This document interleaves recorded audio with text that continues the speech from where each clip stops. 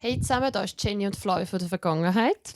Wir haben eine Einladung bekommen vom Podcast Festival in Zürich und haben die natürlich dankend angenommen. Was jetzt folgt, ist eine Aufnahme von einem Live-Podcast. Wir sind nämlich nicht im Studio gewesen, wie sonst. Und ja, wir wünschen euch ganz viel Spass beim Hören. Viel Spass! Hallo zusammen. Hallo. Hey, durch die Musik am Anfang habe ich mich wie so in einem epischen Film gefühlt und ich bin nur nervös geworden. Ja, wirklich. Ich habe mir das irgendwie ein bisschen lockerer vorgestellt. Ich weiß auch nicht, ich habe mega viel Haar im Maul wahrscheinlich. So. Ja, schön, dass ihr alle da gekommen sind. Ja, unser erster Live-Podcast. Ja. Jetzt ist bei mir schon wieder ein bisschen abgesagt. Mir war vorher ein bisschen trümmelig. Ja, Muss ich ehrlich sagen. Ich hatte Nervosität so im Bauch geknackt. Ich dachte, oh mein Gott, wenn du weißt, du musst jetzt dann... So, jetzt ist dann gleich dein Einsatz. Das macht einem doch so nervös, nicht? Ja, aber es geht ja für alles ein erstes Mal und das ist unser erstes Mal live. Das stimmt. Das Und wir freuen uns mega drauf. Und ja, führt euch so ein bisschen durch unseren Podcast, würde ich sagen. Ja, mega. Heute durch das Thema Frau sein. Mhm. So ein bisschen, was die Vor- und Nachteile sind als Frau, was vielleicht ungeil ist als Frau, aber was auch so ein bisschen die schönen Sachen sind am Frau sein. Und, Es freut uns auch, dass ein paar Männer im Publikum sind. yes! Die eine Freundin hat schon gesagt, wir bringen unseren Freund mit. Ja, haben wir gesagt. Mach Notizen! Wir haben schon gesagt, er kommt nachher aufs Sofa zum Abchecken. Ja. Hey, ja, haben wir gerade mit Shit and Shine starten? Ja, das machen wir am Anfang. So unser Highlight und Lowlight quasi. Von der Woche? Von der Woche. Ich starte schon mal. Ja. Genau, manchmal muss ich ein bisschen Notizen schauen. Wir fangen mit Shit an. Und zwar betrifft das gerade das Kleid. Okay. Und Bachelor 4. Vorgestern Haben wir gehabt, zusammen, genau. Und ich habe so gemerkt, Scheiße, ich muss meine Beine noch rasieren und so. Aber das Kleid ist ja zum Glück ein bisschen lang. Und dann habe ich am Morgen... Also du hast das Kleid Ich habe genau das Kleid angehabt. Nachher am Morgen bin ich so in der Dusche, fange so an zu rasieren. Erstens brennt es mega, weil meine Stoppeln so knapp neben der Haut waren. Und nachher habe ich noch gemerkt, so, warte, ich habe offene Schuhe. Ich habe noch Haar auf den Zehen gehabt. Nachher bin ich so am Zehen rasieren, schneide ich meine Zehen, der blutet, meine Haut brennt wie nichts. Scheiße. Und nachher habe ich... ja, erstens ist das scheiße gewesen. Und nachher bei der 4 dann, mit den offenen Schuhen, ich hatte rote Schuhe gehabt. Dementsprechend war mein Zehen rot gewesen, weil er eine rote Kruste hatte, weil ich mich geschnitten hatte. Au. Und mein ganzer Fußrücken war auch rot gewesen, weil er einen Ausschlag bekommen hat. rasieren. Ich habe dann ein paar Kommentare bekommen von meinem Vater zum Beispiel, wieso ich dann meinen Fuß rasiere. Genau. Genau. Verstanden, Ja, mega. aber eigentlich, ja, warum? Ja, es schon, ja. Ich weiß auch also, nicht. mal abgesehen davon, es hat eh niemand gecheckt. Also, Ja, also wir können auch sagen, eine andere Kollegin ist nur mit ihre grossen Zechen hat sie nur angemalt und die die anderen Zechen nicht. Das sei dahingestellt. Das war auch Warum ein hat sie Fail das gewesen, weil sie es vergessen hatte. ich habe voll auf dem Foto gedacht, hat sie nur ihre grosse Zeche. Gell? Also das ist mir sehr schnell aufgefallen. Lustig. Was war bei dir gewesen? Mein Shit von der Woche war, dass ich mal wieder gemerkt habe, dass ich FOMO habe. Und ich habe gemeint, I'm over it. Ich habe mal so eine Zeit lang gehabt, ich bin so ein Mensch, ich habe immer mega fest, oder nicht immer, aber oft FOMO. Sag schnell, was FOMO ist. Fear of Missing Out. Wenn ich Insta-Stories schaue. Zum Beispiel irgendwie läuft in Zürich eine coole Party und ich sehe dann am nächsten Tag so Insta-Stories davon und denke mir so, oh mein Gott, mega cool. So, wieso habe ich nicht davon gewusst, weißt, dass die Party zum Beispiel ist? Wieso bin ich nicht da gewesen? Oder Also so. was ist das mal gewesen? Genau. So dumm, oh mein Gott, das ist mir fast schon peinlich eigentlich, zu sagen, the Swiss Influencer. So dumm, Mann. Aber Zu Leute, die das hören, bitte, könnt nächstes Jenny einladen. Nein, Ich weiss, du wärst eingeladen gewesen. Nein, ich bin eingeladen gewesen und ich bin die letzten 2 Jahre auch dort gewesen und ich habe ein mega cooles Event gefunden, weil ich bin dann so, oh mein Gott, dann kann ich mit dieser Person reden und ich tue mega gerne so eben Leute ansprechen. Und Ein so, bisschen Networken halt. ja, nein, ja, nicht nur wegen dem Network, sondern einfach so ein bisschen mit Leuten reden und so. Und dann, das Mal habe ich mich aber entschieden, an dem Tag wieder zurück auf Holland zu reisen. Und dann bin ich so gewesen, ja, ich kann halt nicht an allem teilnehmen, weil sonst wäre ich ja jetzt nur in der Schweiz. Oder? Die 4 Monate, ich habe mich entschieden, auf Holland zu gehen. Also muss ich jetzt lernen? Nein, sagen bei gewissen Sachen. Und dann habe ich gesagt, komm, ich muss jetzt das Jahr nicht dort hin. Und dann bin ich aber an dem Wochenende in Holland gewesen und habe die Insta-Stories geschaut und der Luca so, weißt du, zum 5. Mal, weil irgendwie alle Schweizer Influencer haben zu dem irgendetwas gepostet. Und dann habe ich so die Storys angeschaut und dann so gedacht, ich habe dann so zu ihm gesagt, oh mein Gott, schau, die Person ist dort gewesen, nein. So, ich hätte dort können reden oder so, der und der ist dort gewesen. Und dann der Lukas so, oh mein Gott, das ist deine grösste Red Flag. Dass ich so halt irgendwo hocke und Insta-Stories schaue und dann so denke, oh mein Gott, das wäre so cool gewesen, wenn ich dort gewesen wäre. Und ja, und dann habe ich einfach wieder gemerkt, das ist nicht cool, ich will das nicht. Ich will unbothered sein. Weißt, aber das ist niemand. Also ganz ehrlich. Ja, aber das ist so ein Shit von der Woche, dass ich gemerkt habe, dass ich vielleicht doch noch FOMO habe. Ja. Mein Schein betrifft auch Bachelor 4, wir sind so eine Unigruppe und von jeder sind die Eltern gekommen und dann war es so ein Get-Together. Ich habe mich wirklich gefühlt, als wäre von meinem Freund Eltern, weißt, so, und trifft meine Eltern. So kennenlernen von kennenlernen ja. Und dann, ich liebe einfach, wenn neue Leute, die sich nicht kennen, aber wo ich meine, deinen Vater habe ich auch schon kennengelernt, die anderen Kollegen, ihre Eltern auch. Aber wenn sie dann so zusammenkommen und dann so das anschauen. Also, du kannst zuschauen, wie sie sich gerade so vorstellen. Und so. Ja, und auch noch herzig war so, wenn wir mit anderen Studierenden geredet haben, sind dann deine Mami auch und meins mit dem Handy so da gewesen. Ja. Und ich denke so, ich habe mit dieser Person an der Uni vielleicht 5-mal geredet, du musst jetzt kein Foto machen. Du musst es jetzt nicht festhalten. Nein, aber es ist so, wie wir so Stars wären. Und ich habe einfach wirklich den Vibe dort sehr herzig gefunden. Das war wirklich herzig. Mein Schein von der Woche war, das letzte Mal, als ich auf Holland gegangen bin ich mal ausnahmsweise geflogen. Und ich bin im Flugzeug in der Mitte gehockt und links von mir ist eine Frau am Fenster gehockt. Und als wir gestartet sind, in Zürich war es Nebel, wir sind gestartet und dann hat der Uetliberg aus dem Nebelmeer rausgeschaut. Und es war morgen, es war mega schön, du hast so, die Sonne hat geschonen und bla bla bla. Auf jeden Fall schaue ich so über und sie auch und ich bin dann halb so auf ihr drauf gehockt, weil ich so durchs Fenster schauen wollte. Hast du mit ihr geredet? Ja, dann haben wir zusammen geredet und so. Und dann, also wie sind ihr ins Gespräch? So ja, so nein, nur so, sie so mega schön. Ich so, ja, mega schön und so. Und dann haben wir eigentlich den ganzen Flug nicht mehr geredet und dann am Flughafen in Köln sind wir aus dem Flugzeug ausgestiegen, bla bla. Sie ist aufs WC, ich auch. Und dann beim Handwaschen hat sie mich dann angesprochen. Sie so, und, was machst du in Köln? Und nachher ich so, ja, ich gehe noch auf Maastricht, dort ist mein Freund im Austausch, bla bla. Und nachher habe ich sie zurückgefragt und dann sind wir zusammen vom WC so Richtung Ausgang vom Flughafen. Wir sind gelaufen, haben geschneidert. Und dann sind wir plötzlich, wir haben den Ausgang nicht gefunden. Und wir sind so bei den Gates, wo die Leute aufs Boarding warten. Das ist falsch. Ja, genau. Mache ich mir so, wir sind die ganze Halle abgelaufen und wieder zurück. Wir so, wo ist der scheiß Ausgang? Und nachher haben wir gemerkt, dass wir wieder in der Abflughalle gelandet von lauter Reden. Und wir müssen für das auch durch die Passkontrolle. Wir haben beide ja nicht gecheckt, dass man das also gar nicht muss. Oh wow. Und nachher gehe ich so in so ein Gate-Kaffee und frage so den Mann, wie man da rauskommt. Und nachher so, Mädchen, ja, jetzt musst du zur Polizei gehen. Und so hat er so gesagt, weißt du, wegen, ja, da hast du jetzt einen Seich gemacht. Und nachher, weißt du, sie und ich haben uns so seit 15 Minuten gekannt. Ja, nachher ich so zu ihr, du, Alessandra, wir sind einfach falsch.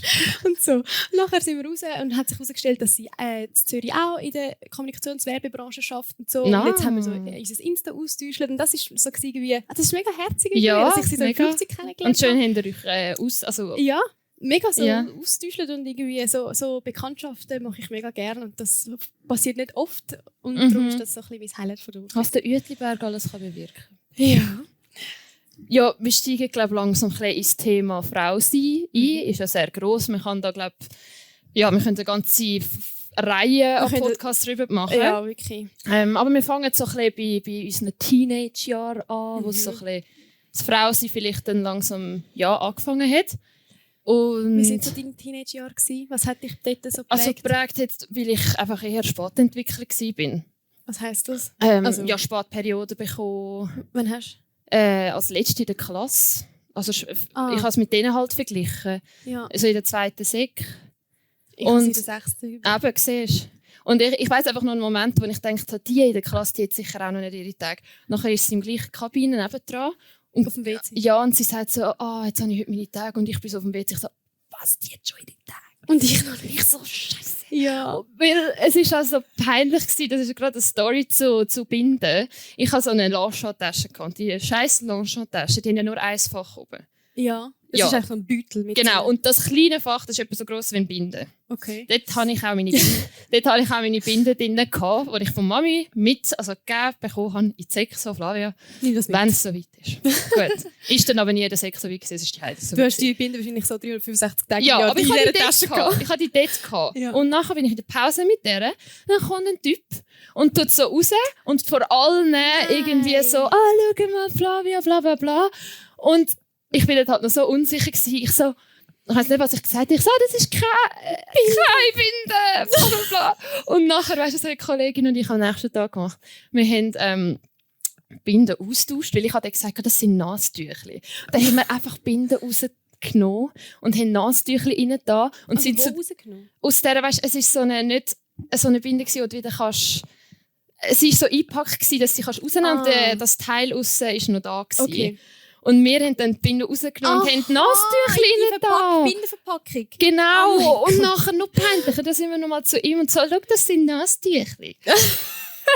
Und das zeigt einfach, dass ich sehr unsicher war. Ja, und dass Periode so ein Tabuthema ist. Warum? Also, weißt Ja, du, bei der Sekt verstehe ich das. nein, Also, nein, ich finde es cool, wenn in der Sekt das auch so normal, wenn das so normal Ja, wäre wie ja. Nasenschnitzen. Sorry, aber Ja. weißt du, das ist ja das Normalste von der Welt. So wie wir laufen, haben halt Frauen ihre Tage und keine Ahnung, wir alle mit Schnaufen. Ja, alle ich Frauen- glaube, ich habe mich noch unwohl gefühlt, weil ich es halt noch nicht hatte. ja, Weißt du, dann war es so, okay. gewesen, also ich habe es eigentlich nicht, aber ja, genau. Ja. Ja, Voll. aber Bei so, dir so, bei mir in den Teenage-Jahren, ich habe mich so ein bisschen versucht zurückzuversetzen und habe mich so gefragt, so, wie bin ich damals gewesen, wie habe ich so getickt, und was mir relativ schnell in den Sinn kam, ist, dass mir mega wichtig war, dass ich gut ankomme oder dass ich so beliebt bin. Also zum Beispiel, ich weiss noch, wo wir in der Sek Klassenfotos, es hat immer so einen Termin im Jahr gegeben, wo man Klassenfotos gemacht hat. Und ich bin an dem Tag, bin ich so irgendwie am 20 vor 8 haben wir in der Schule sein. Ich habe irgendwie am 20 ab 7 auf den Bus. Das heisst, ich bin wie sonst noch mal eine Stunde früher aufgestanden, um irgendwie 50 Minuten meine Haare glätten. Ich habe meine Haare glättet, ich habe mit irgendwie 13, 14 irgendeinen Smoky Eye Look gemacht, weil ich gefunden, weil ich gefunden habe, ist so besser? Ja. Weil ich gefunden habe, kann ich heute wie alt bist du mit Smoky Eyes? 13. Oh, ich habe noch nie Smoky Eyes gemacht.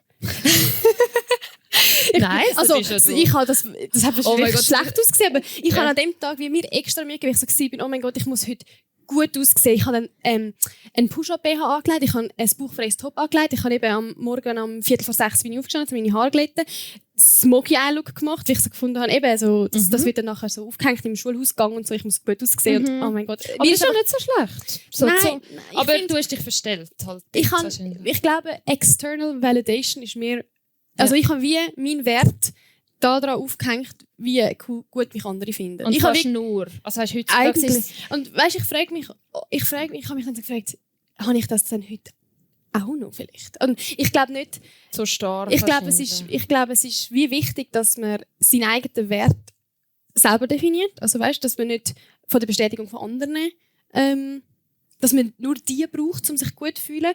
Aber ich glaube, es ist eine Fantasie zu sagen, Nein, dass ja. man das nicht von anderen. Also weißt du, was ich meine? So irgendwie Definitiv. mal ein Kompliment von anderen lässt einem ja auch gut fühlen und das dürfte doch auch so sein. Aber ja, ich Aber glaube, apropos Kompliment, wir können gerade schnell eine Story erzählen, wo gestern 2 Tage alt war. Jenny, auch bei der Bachelor-Feier. Jenny hat ein recht knappes Kleid gehabt, mega schön. Ach so, recht knapp. Im Es ist einfach Verhältnis kurz zu dem. Ich sage einfach recht knapp, dass wir, sorry, ich muss es so verkaufen, damit man nachher das Arschloch vom Mann checkt. Sorry, ich muss Ja, das so sagen. also ja, wir es sind ist einfach sehr ein knappes Kleid gehabt. Ich hatte also und einen langen Mantel. Und Jenny hat eine kurze Jacke. Also man hat wirklich die Beine gesehen. Deine Ja. langen, schönen, glatten Beine. Und ja, nachher sind wir am Bahnhof gewesen, halt hohe Schuhe auch noch, macht's nur. Und nachher kommt so ein Dude mit einer Wave und so, Entschuldigung. Darf ich Entschuldigung. etwas sagen? Darf ich etwas sagen? Und dann sind wir Und- schon so, gewesen, Und nachher so, ja. also er hat dich angeschaut, er hat klar Jenny fokussiert. Ja, aber er ist nicht gekommen und hat gesagt, hey, ich finde, du siehst gut aus, Ja. wünsch dir noch einen schönen Tag. Ja. Und er war so, darf ich etwas sagen? Und ich so, ja. Nachher, er hat so viel genuschelt. Er hat so genuschelt, also unsicher und nachher das hat von unten bis oben perfekt. Ja, aber er Und- hat so, ja. Nein, wirklich. Und Und dann hat er nicht aufgehört ja, zu das war nuscheln. das Problem gewesen. Wir haben noch diskutiert, ab wann ist es komisch geworden? Ab dann. Weil er hat dann nicht gestoppt und er hat gemerkt, dass wir unsicher sind, weil Jenny hat gelernt, einfach Danke sagen, wenn wir ein Kompliment Er hat nicht aufgehört, ein Kompliment zu geben. Nachher Nein. ich irgendwann einfach so, danke. Ja, weißt du, und ich bin bestellt und nicht abgeholt, sondern Betrag gewesen. Nachher er so, was hat er gesagt? Nein, zuerst hat er dann so gesagt, weil er gemerkt hat, dass wir uns unanfühlen. Also, ich kann ja auch einem Mann ein Kompliment machen. Und ich so, Und nachher, ja. und nachher er so, und du bist im Fall auch hübsch. Oh mein Gott, er hat es mir nur noch schlimmer gemacht. ich habe mich so scheiße gefühlt. Ich so, merci Bro, du hättest jetzt nichts mehr müssen sagen, weil jetzt fühle ich mich Du bist nur noch so mehr. Ja. Ja, danke.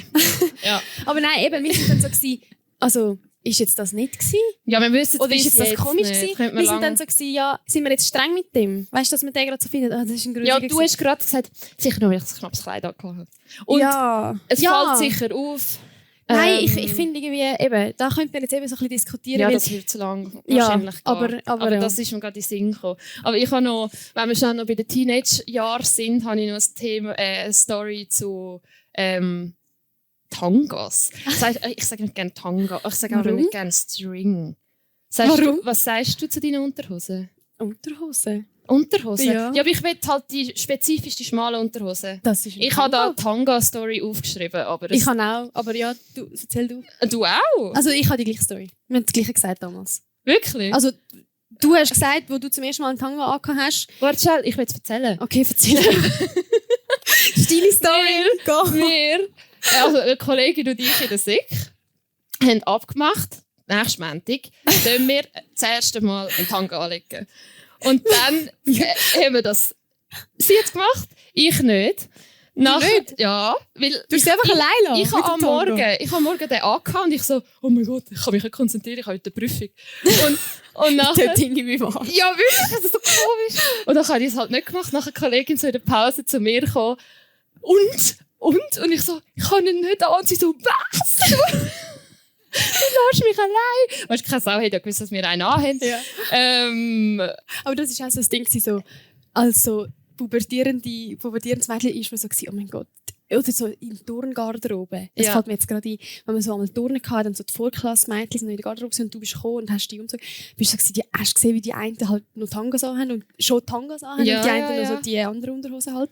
Und dann ist mir so, für mich ist es immer so gewesen, oh mein Gott, die sind Erwachsener, weißt du, weil sie das anhaben. Und ich Ja, weiss ja, noch, auch, als ich das zum ersten Mal anhabe, ich so gewesen, oh mein Gott, ich würde nie Tangas anlegen. Das ist ja hure unbequem. Wenn man Jeans anlegt, merkt man den Jeansstoff am Viertel, weißt du. Ja. Ich bin so gewesen, das will ich nie anlegen. Aber jetzt dann ist- hast jetzt du ist es auch der Normalste abgemacht von der Welt. mit jemandem? Nein, aber einfach so, Aha. das erste Mal, als ich so eine Unterhose war, habe ich so gesagt, ich lege das sicher nicht an, das ist doch unbequem. Ja. Aber jetzt ist es wie so normal irgendwie.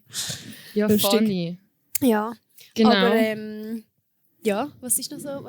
Ich bin gerade Du musst das überlegen. Mikrofon wieder ein bisschen aufentun. Oh Mann. Unser Ich finde das Headset. Mikro so cool, ich fühle mich so... Ja, das ist so sophisticated irgendwie. Was heisst das? Flavia hat so ein bisschen mit englischen Wörtern. Ich habe nichts gelernt. Also jetzt nicht auf Englisch, sondern wo ich Jenny besuche, ich weiss jetzt, was minus 1000 Euro-Punkte heisst. Ja. Und ich fühle das mega, darum habe ich jetzt das müssen sagen. Aber Du wenn hast es du nicht jetzt mit das so unserem ein bisschen Thema... angenommen. Ja. Hey, mir fällt gerade noch eine Story ein, auch wenn ich mich so ein bisschen unwohl gefühlt habe. Nur weil wir jetzt vorher die Bahnhof-Story erzählt haben. Und zwar bin ich in Barcelona allein. Und es ist im Sprachaufenthalt.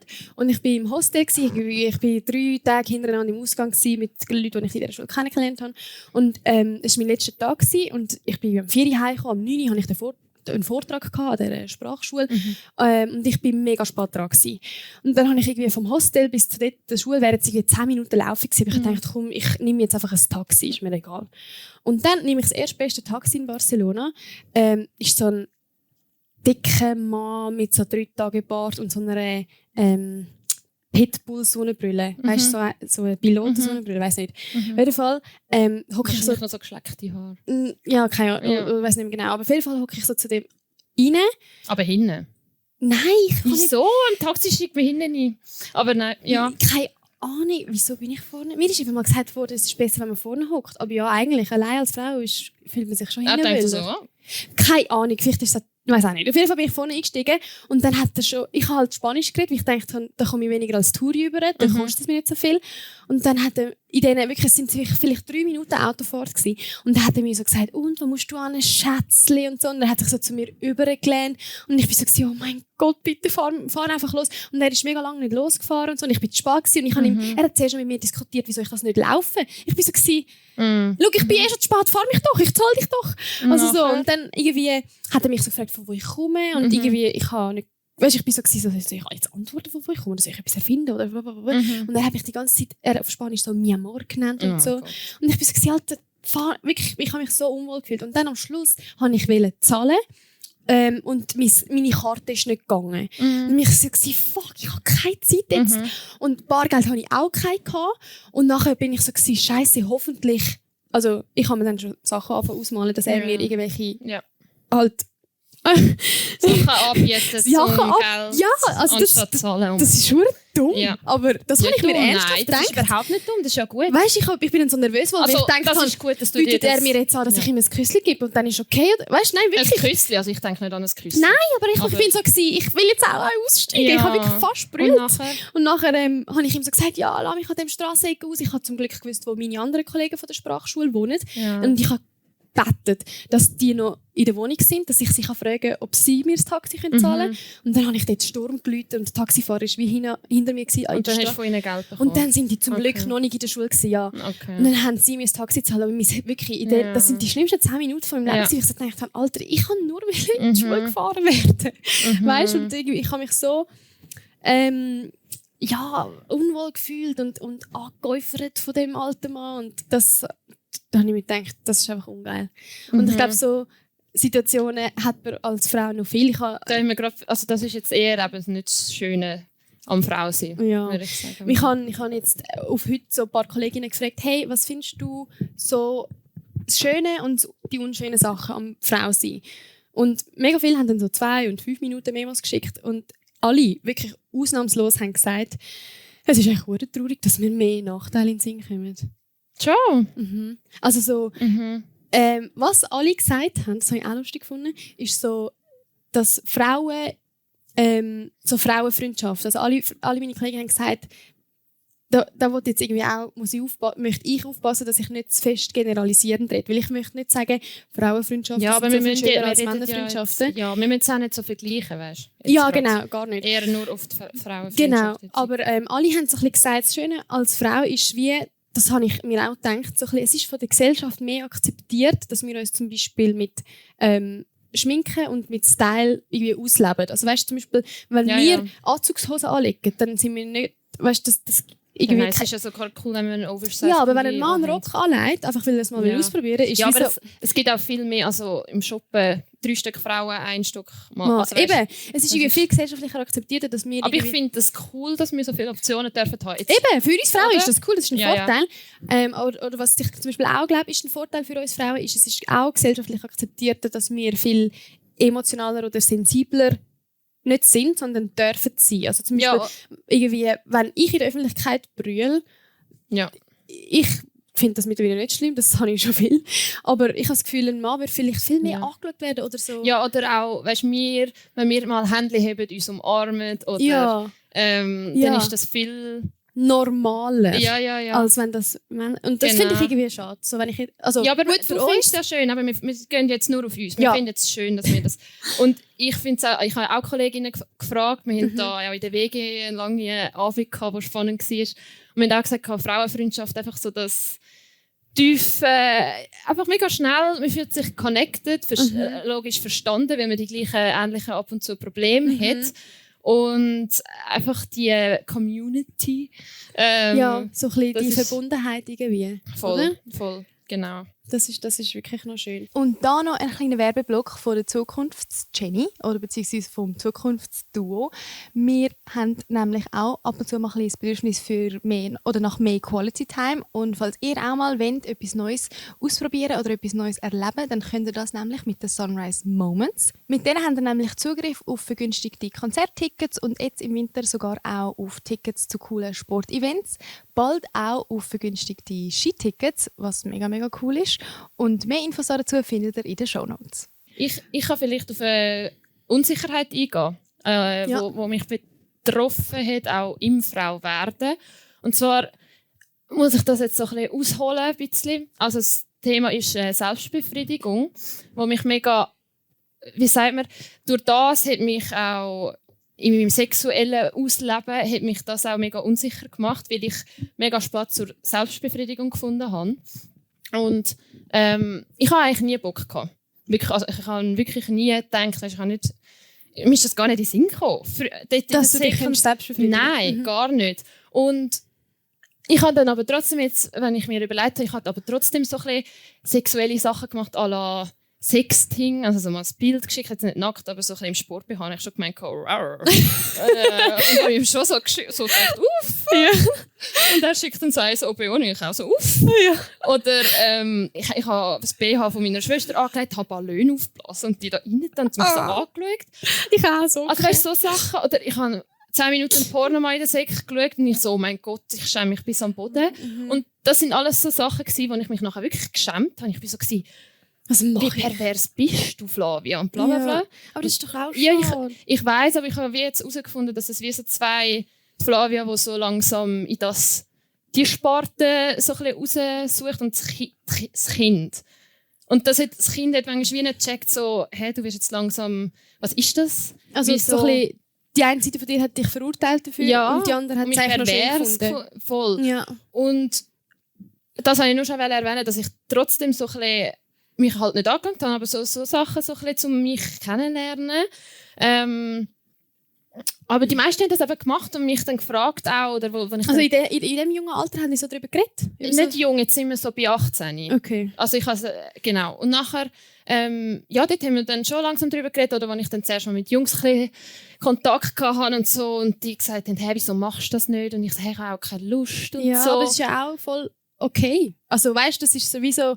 Ja, aber nachher war es eben so gewesen, dass ich dann wie abhängig geworden bin von Männern, dass ich einen Orgasmus haben kann, weil ich es ja nicht gemacht habe. Und dann, sorry, ich habe noch so ein bisschen viele Dinge, dass es Sinn macht.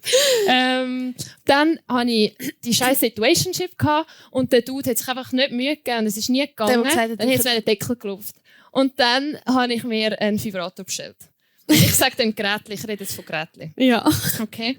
Und dort habe ich einen kleinen Tagebucheintrag gemacht. Oh mein Gott, lies vor. Also ist mega kurz. 17. Dezember 2023. Oh mein Gott. Nein, warte schnell. Falsch. Ich habe nur mal da. Das war vorher. 21. September 2020. 23.13. Also sogar die Minuten. Liebes Tagebuch. Flavia ist back. Ich hatte nach einer gefühlten Ewigkeit wieder mal einen Orgasmus gehabt. Und es hat so gut getan, habe mich zum ersten Mal selbst befriedigt und zack. Also habe so ein Gerät, Druckwellen-Vibrator, Klammer, gekauft. Und das Kaufen hat sich definitiv gelohnt. Ich bin gerade so gehypt, sorry, hahaha. Die Freude ist gerade riesig, jetzt kann ich super schlafen, gute Nacht. Oh mein Gott, sorry, ich finde, das hat Applaus für dich, dass du das erzählt. Und ich brülle voll fast.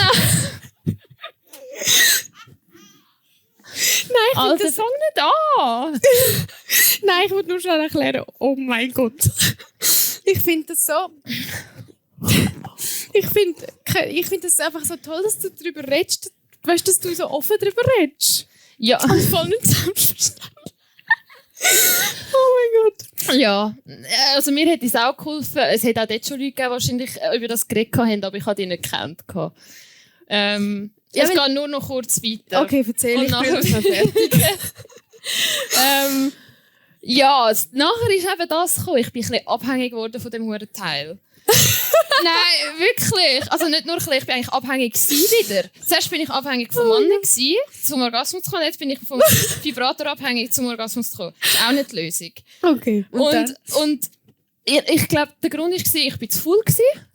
Weil ich bin so war, ich habe mal so angefangen und dann bin ich so Alter, dann nehme ich lieber das Teil und ich kann einfach so dort liegen und das macht keinen Ja. Und das sicher, aber ich weiss, dass jetzt zum Vorgreifen, ich habe es selber geschafft, aber dass ich Angst hatte, eben es nicht zu schaffen. Selber? Ja, und immer daran zu scheitern und darum habe ich es gar nicht versucht. Das ist ja noch viel im Leben, man muss jetzt nicht zu philosophisch werden, aber dass man es gar nicht You never know if you never try. Ja, und eben auch Angst, dass es nicht gerade am ersten Mal klappt und so. Ja.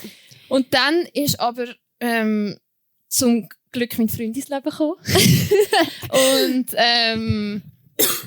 ja, er hat so ein bisschen aufgezeigt, also so mich gefragt zum Beispiel, wenn wir zusammen geschafft haben, ja, was hast denn du gerne? Und ich so, ja, keine Ahnung, weiß ich nicht. Also, Weil du es nicht gewusst hast, weil du es nie selber ausprobiert hast. Ja, und vorher bei den Typen, wo ich Sex hatte, habe ich mich voll auf ihn fokussiert. Ja. Weil ich habe das auch gerne gemacht, weil ich habe gerne ihm Freude gemacht.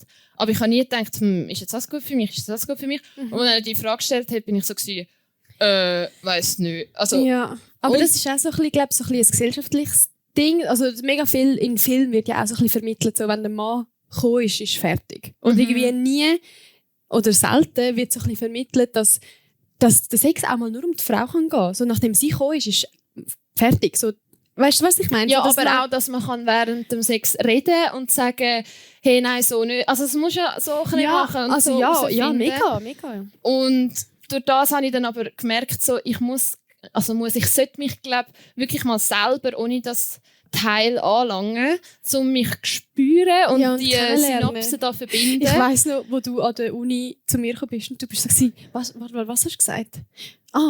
Du bist irgendwie so zu mir gekommen und hast gesagt, Jenny, ich muss dir etwas sagen.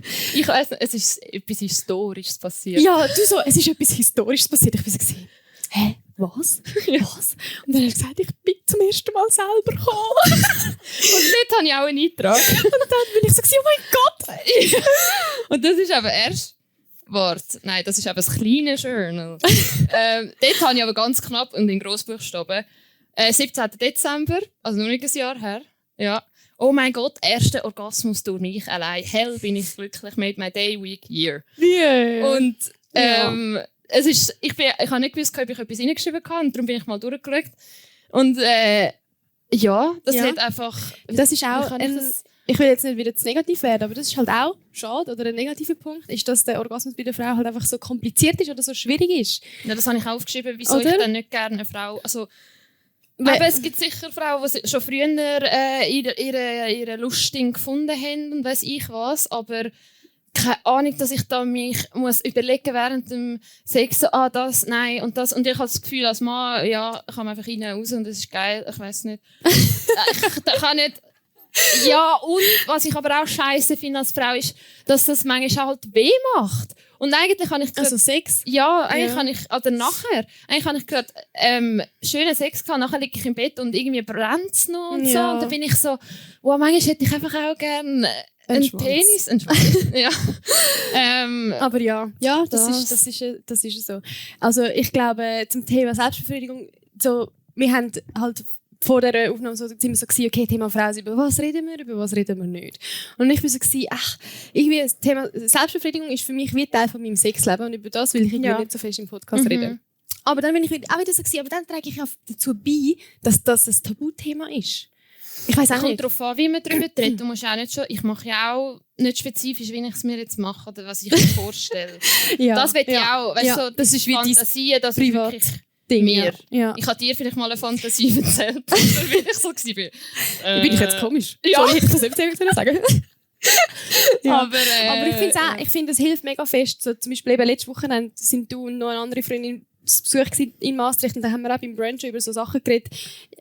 Einfach über Sex und sind so gewesen, also sagt ihr ihm, wenn, bla bla bla und so. Und wir haben so mega offen über einfach Sex geredet. Und auch, dort ist mir aufgefallen, so, manchmal haben wir dann so flüstern. Ja. Damit uns niemand anders gehört. Aber dann habe ich gedacht, eigentlich, wir können doch einfach normal... Also schon klar, wenn es privat wird, dann muss dann eben der Tisch nicht gerade hören, was wir sagen. Aber mehr so... Wir haben ja im Zug auch mal über das geredet und nachher sind wir auf WhatsApp umgestiegen. Ja. Das so war. Ja, nein, das ist ja völlig in Ordnung. Ja. Aber mehr so... Ich finde, es hilft mega fest, wenn man offen mit Kolleginnen und Freundinnen darüber redet. So von wegen, ist das bei euch auch so? Oder wie sagst du das ihm oder ihr und so? Und ich finde, das hilft mega, weil eigentlich mit egal was, jetzt eben sexuelle Vorliebe oder mit irgendwelchen Problemen, die man hat, man ist nie allein, weil ganz viele andere haben die Probleme wahrscheinlich auch oder mal gehabt. Und ich finde, es hilft mega, wenn man offen darüber redet, dann merkt man, was, ihr habt das auch? Oder wenn sie es halt nicht haben, dann, wenn ihr gute Kolleginnen habt, dann kann man darüber, nachher oder Nachher herausfinden, wie wir das jetzt lösen können. Weil ich habe ja auch mit vielen darüber geredet, auch mit dir wegen Selbstbefriedigung. So, wie das könnte ich machen oder so, Ja, genau. voll. Und das finde ich mega schön. Und wir haben ja dort letzte Woche auch so ein bisschen den Luca gefragt. So, Der Luca ist ihre Freundin, die es nicht wissen. Genau. So, redet ihr auch offen über so Sachen? Und Luca hat zum Beispiel gesagt, bei ihnen in der Jungs-Freundesgruppe redet es nicht über den Sex mit ihren Freundinnen. Was ich mega... Also dort hat er gesagt, und dann haben wir auch so gefragt, mal, warum eigentlich? So, Ja. Jenny ist dann in so Diskussionen, ist sie dann schnell so, wieso nicht? Wieso Nein, ja, doch, nein. schon ein bisschen. Nein, ich will einfach wissen, warum. Weil ich weiss, wie viel mir das Aber gibt, du wenn ich bist mit meinen so- Freundinnen über das rede. Und dann haben die Jungs da und so gesagt, ja, zum Schutz von unseren Freundinnen. Also Ja. unsere Jungskollegen müssen nicht wissen, so alles. Und Ja, das finde ich ja. irgendwie auch herzig. Ich meine, Ich ja, kann ja auch... teilweise sagen wir uns auch, Ja, wir haben auch schon darüber geredet. Und nachher bin ich so, oh, ist jetzt das blöd, dass ich das gesagt habe, weil sie eine zweite Person, also mein Freund, involviert. Aber ich weiss, auch bei meinen Kolleginnen ist das gut aufgehoben und das hat es wie gebraucht, um darüber zu reden, dass man alles verstehen kann. Weißt Ja. du? Ja, voll. Aber ja, es ist aber nicht so einfach irgendwie. Hast du noch eine Unsicherheit? Also das war das Neueste für unsere Produzentin, dass wir langsam im Zeit Hey, ich habe sind. gerade auf die Uhr geschaut, als ob schon Aber hure gut gespielt. 35 Minuten fast vorbei sind. Krass. Was könnte man noch so die nächsten 10 Minuten? Ich will positiv enden. Ja, was? Positiv enden, ja, das ist doch eine gute Idee. Eben siehst du. Das meine Nein, schau, du kannst mir noch... Genau. Was Eine soll ich dir Unsicherheit von mir ist, zum Beispiel das Kleid, das du angehabt hast, ist ja recht sexy am Abschluss, also kurz. sagen? Ja, es ist cool. Ja. Ja, aber für mich ist das sexy. Okay. Ja. Gut. Und ich hätte das auch gerne, also Was du jetzt sagen? Ah ja, stimmt, über das haben wir geredet. So, genau, dass ich eigentlich auch gerne mal Ausschnitt habe. Heute habe ich Rollkragen. du hättest gerne mehr Ausschnitt an. Ja, nein, ich finde manchmal Dekolleté schön und manchmal auch kurze Kleider, aber ich traue mich das nicht anlegen. Aber warum? Das, weil- weil eben wegen so Kommentaren beispielsweise. Ja. Ding ist Wahrscheinlich, eben, aber jetzt, dass wir nicht zu lang ausholen, könntest du mir ja jetzt mir Mut machen. Also ich finde, mir ist schon auch bewusst gewesen, dass vielleicht mehr Blick werden kommen, als wenn ich lange Hosen anhabe. Aber ich will wie nicht andere bestimmen lassen, in was ich mich wohlfühle und in was nicht. Ich finde so, schau, ich habe Aber das Kleid hast du anzulegen, das- also leg ich das Hast du an. das angelegt und bist gsi, du, weißt, ich Ich bin so weiss, gewesen. ich würde auch super aussehen, ich weiss das. Ja? Es ist gar Würdest nicht so, aber es ist, ich hätte das an und würde so denken, es sieht mega geil aus, aber Nein, wenn ich aus der Haustür bin ich mir irgendwie wär's- so. mir wäre es schade, das dann nicht anzulegen wegen anderen. Also was soll ich mir denn, ja ich weiss, aber was soll ich mir denn sagen? Was? Das? Was? Sag, ich sehe gut aus, ich lege das jetzt an, ich rock das Kleid, ist mir egal, was andere denken. Okay. Und wenn ich Slay. okay. Ja, Wir müssen es nicht zu fest, aber ja. voll. Und das würde ich dir irgendwie raten. Allgemein, ich finde, es ist doch so geil, wenn man so selbstbestimmt.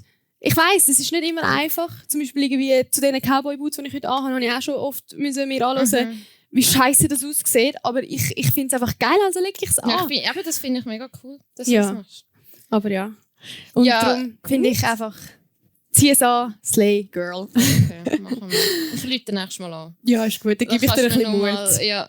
Das ist wie mal von einer Hochzeit, habe ich auch ein mega auffälliges Kleid angehabt. Dann habe ich mich nicht so wohl gefühlt, dann habe ich ihr angerufen und sie so Augenpads da gehabt. Oh mein Gott, ja, bla bla bla. Und dann Ich hat habe so sie- fettige Haare gehabt, sie Ja. mega Rot. aufgestylt und so. Ich so, ich habe gerade einen Screenshot von dir machen, Ja. in unseren Girls-Chat geschickt. Ich so, oh mein Gott, kennt ihr den Hollywood-Star? Und das hat verdammt gut da. Eben.